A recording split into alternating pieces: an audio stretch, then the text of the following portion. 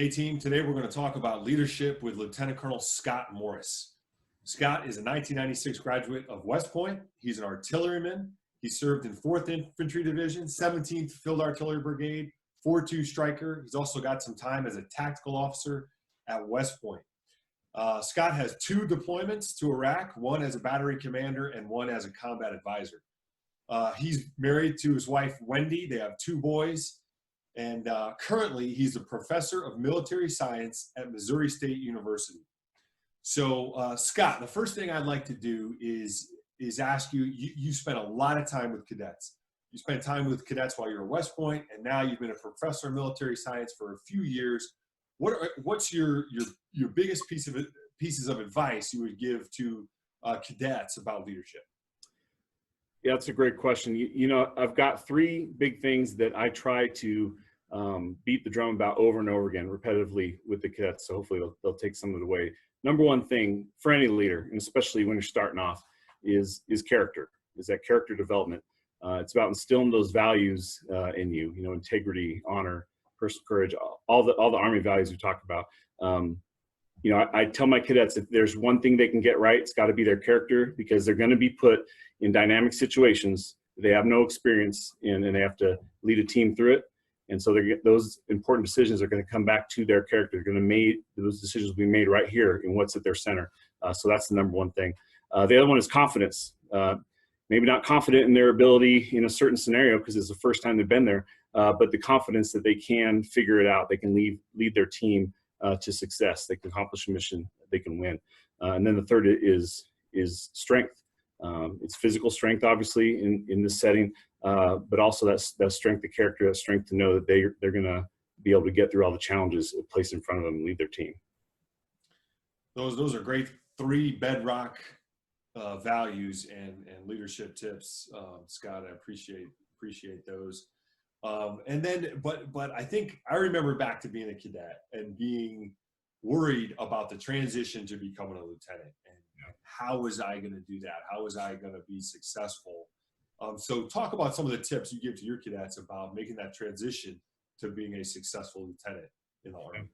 Absolutely. I mean, yeah, so intimidating to go out there, and we always talk about what it's going to be like to lead soldiers who are older than you, NCOs who have vastly more experience, yet to be in charge. And I try to keep it simple for them and tell them, hey, just remember to live by the golden rule. You treat those people the way you want them to treat you, and you know that's a good place to start from.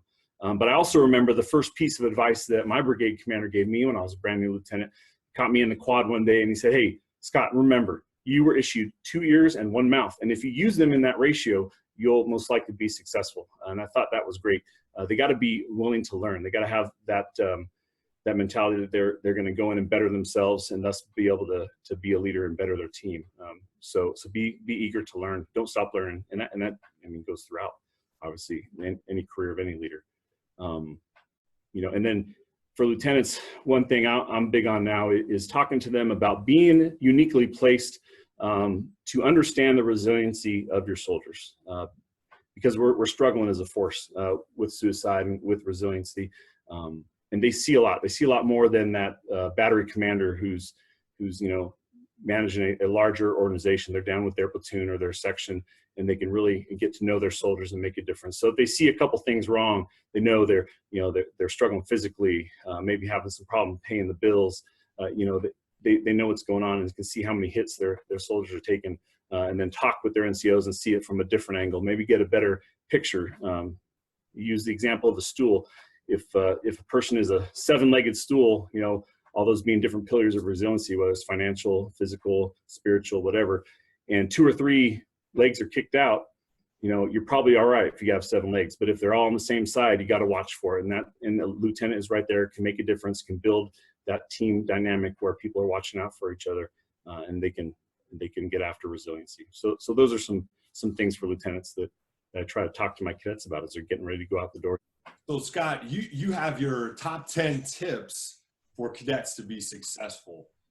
Could you share just maybe 2 or 3 of those with us, your tips to cadets to be successful in the Army? Absolutely. Yeah, I use a list of 10 talking points just to kind of beat into their heads some things I think are important. pulling three from those. The first is that everything in life worth doing is hard. You can't be afraid of that hard work. That's where satisfaction and meaningful meaningful things lie. So everything worth doing in life is hard. The second is disagreement is not disrespect. You can disagree with somebody. You can almost even just not like them, but still find a way to work together, find a way to focus on the mission, and find a way to win together as members of the same team. So you're not always going to get along with everybody you work with. And then the third is that there's little in life that is black and white. Most of what we do as leaders is in the gray area, and that's what we get paid to do. We get paid to jump in and to make a difference in the fog, right? So you can watch life around us on the news and other places that want you to pick sides and want you to get worked up, but really it's about getting in the middle and rolling the sleeves up and getting to work and figuring out in fog. So those are kind of the three big ones from that list. I think every leader has a list of their leadership principles, top 5, top 10, whatever, but those are my highlights.